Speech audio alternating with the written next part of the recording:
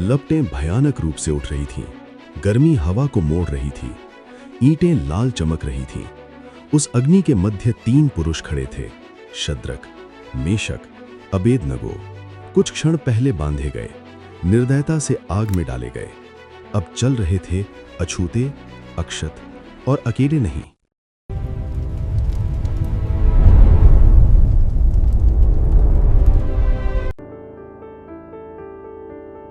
बाबुल के दूरा मैदान में नबुकदनेस्सर ने सोने की प्रतिमा खड़ी की।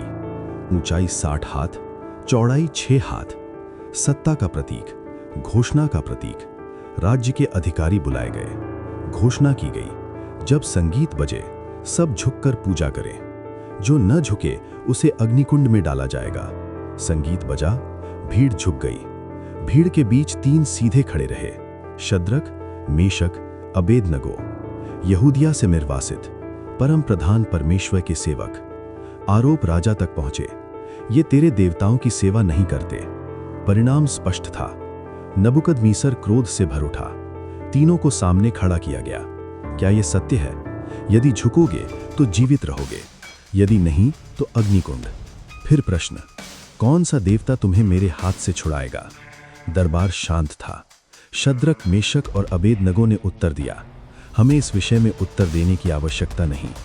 हमारा परमेश्वर हमें अग्निकुंड से छुड़ा सकता है। वो हमें तेरे हाथ से भी बचाएगा।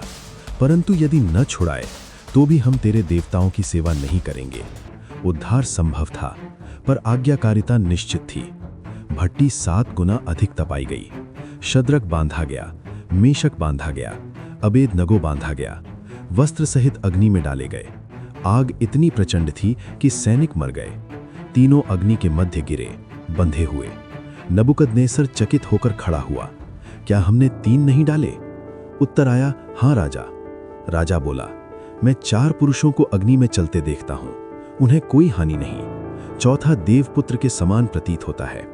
आग ने बंधन जलाए, पुरुषों को नहीं। परमेश्वर की उपस्थिति प्रकट हुई। राजा ने पुकारा, शद्रक, मेशक, अबेदनगो, परम प्रधान परमेश्वर के सेवकों, बाहर आओ। तीनों बाहर आए। अधिकारियों ने देखा, बाल नहीं जले, वस्त्र नहीं जले, धुएं की गंध नहीं। राजा ने कहा, शद्रक, मेशक और अबेदनगो के परमेश्वर की स्तुति हो, जिसने अपना दूत भेजकर अपने सेवकों को बचाया। नया आदेश जारी हुआ। तीनों की उन्नति मिली। आग वास्तविक थी, धमकी वास्तविक थी, पर विश्वास भी वास्तविक था।